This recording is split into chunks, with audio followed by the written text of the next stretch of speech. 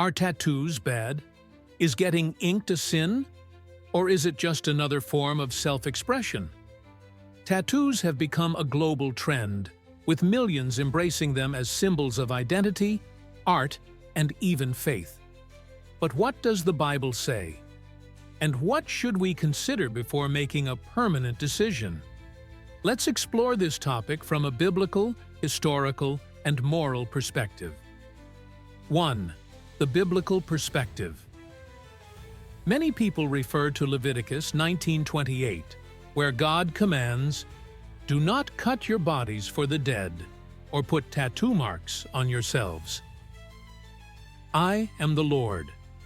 At first glance, this verse seems like a direct prohibition against tattoos, but let's dig deeper. In the context of ancient Israel, this command was given to separate God's people from pagan nations that marked their bodies in religious rituals. These tattoos were linked to idolatry and mourning practices for the dead, things God strictly forbade. But does this law still apply today? Some argue that Jesus fulfilled the Old Testament law, Matthew 5:17, meaning Christians are no longer bound by ceremonial laws like these. Others believe that while the exact rule doesn't apply, the principle remains. Are we honoring God with our bodies? Unlike the Old Testament, the New Testament doesn't directly address tattoos. However, it does emphasize a crucial principle.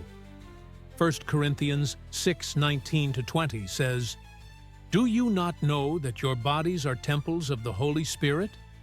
Therefore, honor God with your bodies." For some, this means avoiding tattoos altogether, while others believe it means being mindful of what we put on our bodies, whether tattoos, piercings, or even the way we dress. But here's something interesting.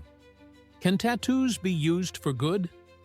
In recent years, many Christians have used tattoos as a way to express their faith, from Bible verses to crosses and even symbols of hope. But is there a difference between a faith-based tattoo and one that carries a negative or worldly message? This leads to an important question. What is the purpose behind the tattoo? 2. The cultural and personal perspective. In different cultures, tattoos have been viewed both positively and negatively. Some see them as artistic self-expression. Others associate them with rebellion or regret. In certain religious communities, tattoos are frowned upon, while in others, they are fully embraced. So, if you're considering a tattoo, here are some questions to ask yourself. Does this honor God? Will I regret it later? Is it sending the right message? Am I doing it for the right reasons? So, are tattoos bad? The truth is, the Bible does not give a clear yes or no answer. It all comes down to intent, meaning, and impact. If a tattoo glorifies God and aligns with your faith, it may not be a problem. If it promotes worldly desires, rebellion, or ungodly influences, it's worth reconsidering.